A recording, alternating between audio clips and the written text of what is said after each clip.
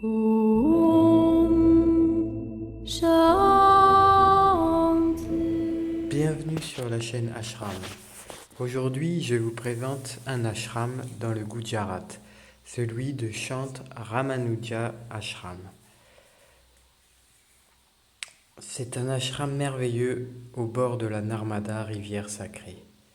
Ici, c'est la nature, le silence, les arbres merveilleux et les milliers d'oiseaux qui en chantent la mélodie.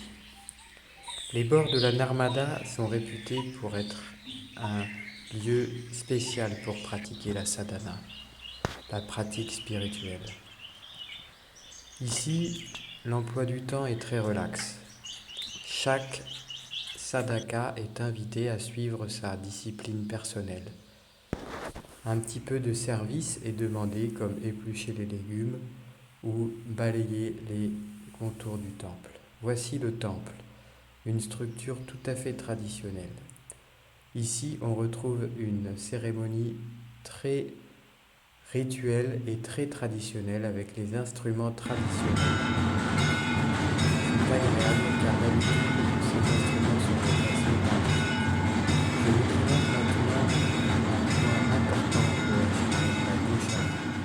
Ici, 150 vaches sont élevées dans le plus grand des respects. Ce qui est particulier ici, ce sont la race indigène de vaches du Gujarat. Ces vaches sont réputées pour produire le meilleur lait de l'Inde.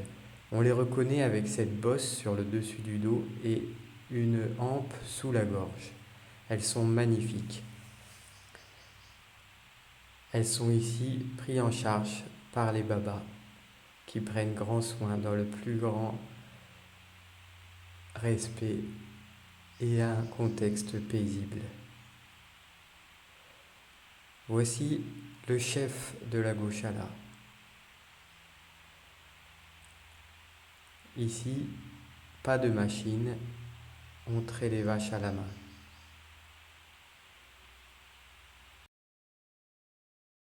Ici, on a également les champs qui permettent de produire la nourriture et le tracteur.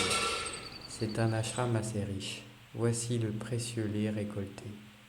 Il sera ensuite emmené jusqu'à l'ashram par le précieux Dudvala. Ensuite, une autre production importante, le govarm, la bouse de vache, qui sera soit séchée pour être utilisée dans les rituels, soit mis dans ce composteur où on utilisera l'énergie. L'ashram est surtout connu pour être proche de la rivière sacrée, la Narmada, qui donne une ambiance féerique. Un autre point important de l'ashram, c'est le repas, qu'on appelle Bhojan, le repas entre Mahatmas. Ici, à 11h et à 18h30, on se retrouve, on chante, puis nous sommes servis d'une façon tout à fait particulière. Nos assiettes sont par terre et on reçoit la nourriture, offerte par les babas qui font du service. Ils nous servent soit avec des louches, soit à la main. C'est une grande leçon de recevoir sa nourriture de cette façon. Un sentiment de gratitude naît automatiquement. Cette atmosphère couverte par les chants donne une saveur toute particulière à la nourriture. Voilà à quoi ressemble une assiette.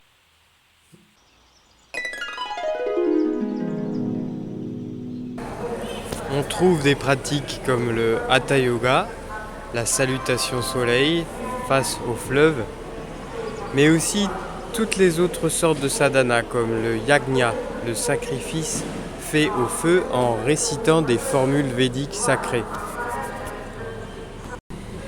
On retrouve des pratiques comme le Sankirtan, le chant du nom divin, et surtout le Mahatma Satsang, c'est-à-dire se retrouver entre âmes à la recherche de la connexion avec le divin.